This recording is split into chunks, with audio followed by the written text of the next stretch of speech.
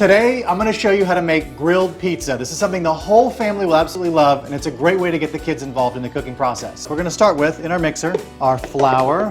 Get all that in there. All the dry ingredients are gonna go in first. We're gonna add the yeast, of course, goes in, salt, and then we're just gonna give this a little toss together here to make sure everything's incorporated well here. We're gonna add in the olive oil. We're gonna add a tablespoon of good honey. Now what do I mean by good honey? It's just a good quality honey, something that's very flavorful because it'll affect the flavor of your overall dough. Slowly add in the water here. Again, we're still mixing. That's all gonna start to come together here. Okay, so our dough is thoroughly mixed. It is pulled away from the side beautifully.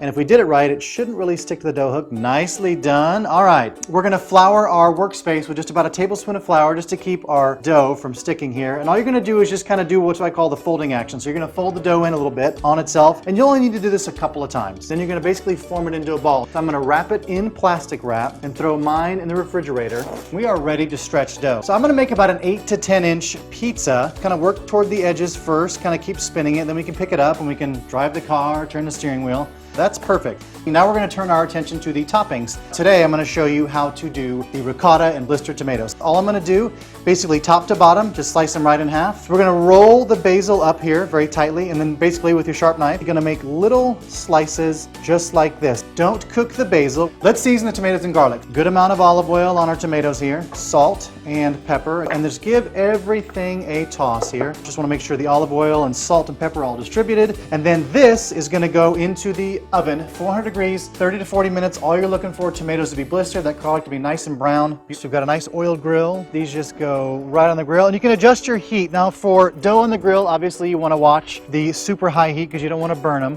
45 seconds to a minute, they'll start to puff up. We'll flip them. You want the dough to start to cook so it'll start to pull away from the actual grill grate. Very easy to do. 45 seconds is about up here, so I'm going to go ahead and flip them. Some nice grill marks there. Now for this side, I'm going to crank up the heat just a touch, just to make sure they get that nice even cooking. 45 seconds is up. Our pizzas are ready, so I'm going to go ahead and take them off. Look at that color, beautiful. So I'm actually going to top them on the more cooked side. They're going to go back on the grill on the less cooked side.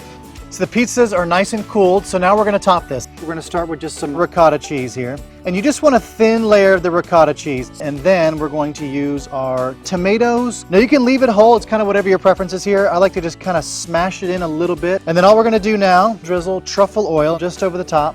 And then the cheese, just kind of using the cheese as glue here. It's going to hold everything in place. And this is going to go back on the grill for about 45 seconds. We just kind of want to warm everything back up. And that's it. 45 seconds, we're out. They're on the board. We cut them, we eat, we're done. Now for something that's really fun and totally different, we're going to do a little dessert pizza that is great for the kids, something they will absolutely love, and I promise you will also love this. We're going to start with the H-E-B cookie butter. Now I'm going to use mascarpone cheese, and these two ingredients just get mixed together.